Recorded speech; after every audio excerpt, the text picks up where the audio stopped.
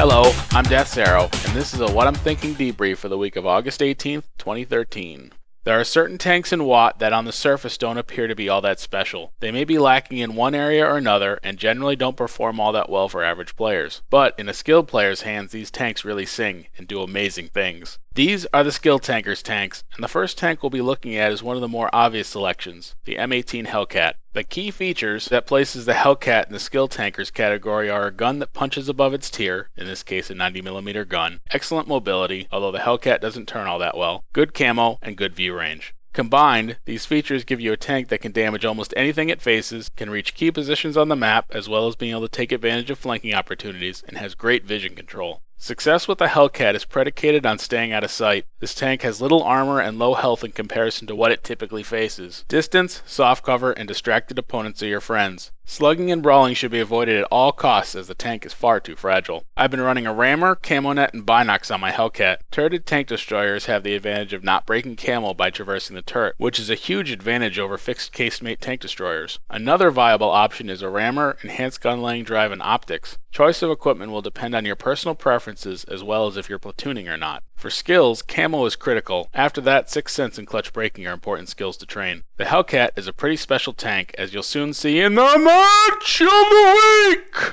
The replay that we'll be looking at is a solo battle from August 24th on cliffs in my M18 Hellcat. As noted on the loading screen, this is a standard battle. Reviewing tank composition for this battle reveals the following. This is a Tier 7 battle with 6 Tier 7s on my team and 7 on the enemy team. My team has 4 Tier 6s while the enemy team has 5. My team has 4 Tier 5s while the enemy team has 3. Additionally, my team has a single Tier 4. My team has 3 RD pieces including a Tier 7, a Tier 5, and a Tier 4. The enemy team has 2 RD pieces including a Tier 7 and a Tier 6. I don't recognize anyone in this battle.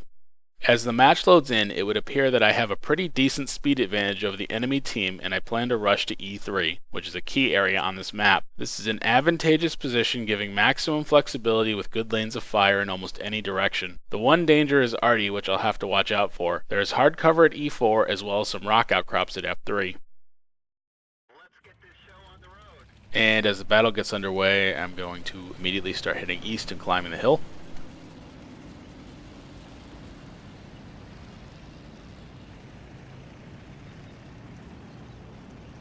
Not too much to say about tank composition yet. Really haven't dispersed very much.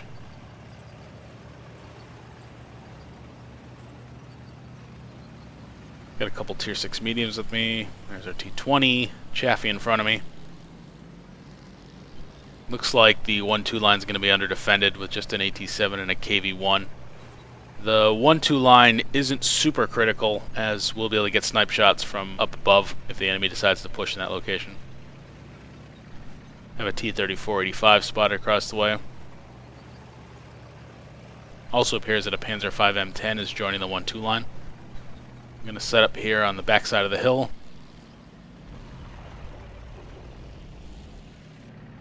T-29 coming up. Missed my first shot. Also have a Tiger AMX-12T pushing for the other side of the hill. Trying to line up the Tiger here, and I get a hit. T-29 is pushing towards the backside of the central hill. I'm backing out. So I'm turning around. He is getting a beat on me. I go to move around the 3601. I get shot in the back. Lose 60% of my health. Being forced to go around the 3601 has allowed the T-29 to hit me in the back. Thankfully, he doesn't set me on fire. I'll have to be a little more careful with my health from here on out. Pop out of cover. Lining them up. Get a hit in the flank. Backing out while I reload. And our 3601 knocks him down. With this section of the hill clear, I notice that the enemy is pushing the 1-2 line. This is a great location to get flank shots at the enemy in that area. I get a hit on the Stug 3. We lose our Panzer V M10. I knock down the Stug 3. Just a Churchill over here now. Let's see his tank, and I knock him down. Currently have a 1 tank lead. There was an Su-152 at H1. It's the only other enemy in that area that we know of. Trying to see what we have for targets. I could just see a piece of the Tiger, but he backs into cover. T-29 comes up. I know I need to get some shots on him.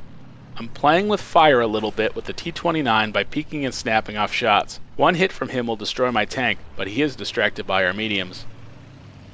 Not sure what he was shooting at. Maybe the Tiger. Got another shot at the T-29. I bounce. I do consider switching to premium ammo, but I'm going to hold off right now. Eventually I will get a damaging hit on him when he gives me some flank. A near miss by Artie gets my attention, and I decide to back off and evaluate my options. The 1-2 line is wide open, which is a concern, but not a major one at the moment, even with a few enemy tanks unaccounted for, and given that I'm on high ground and can easily get back to defend base if the enemy slips through.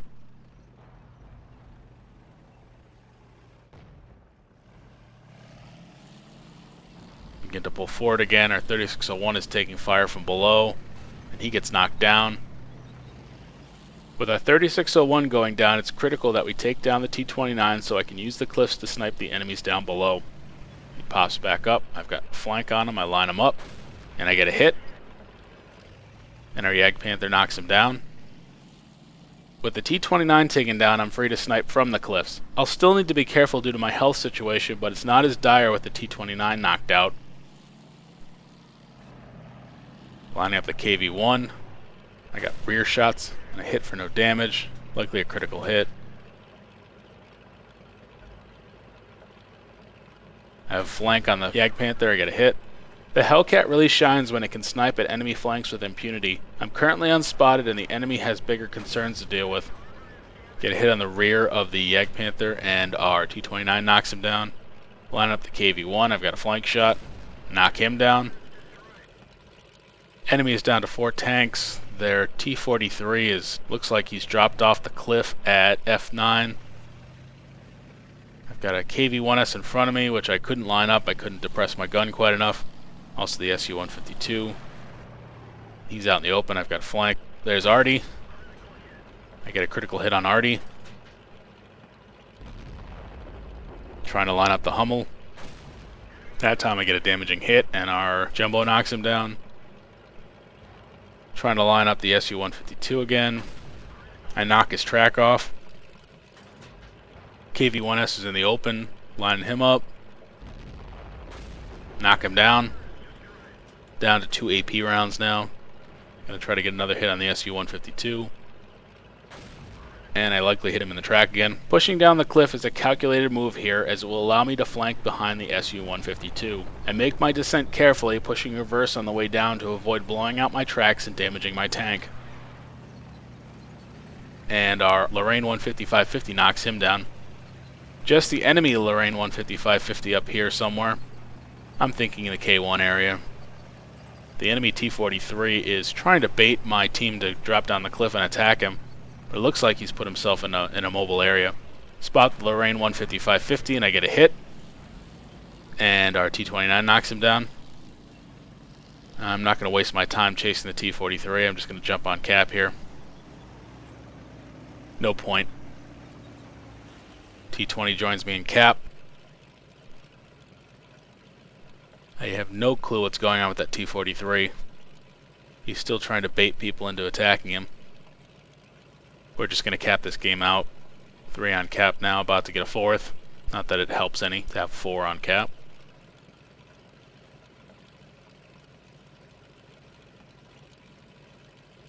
Never actually seen an Artie at F8 before, but first time for everything.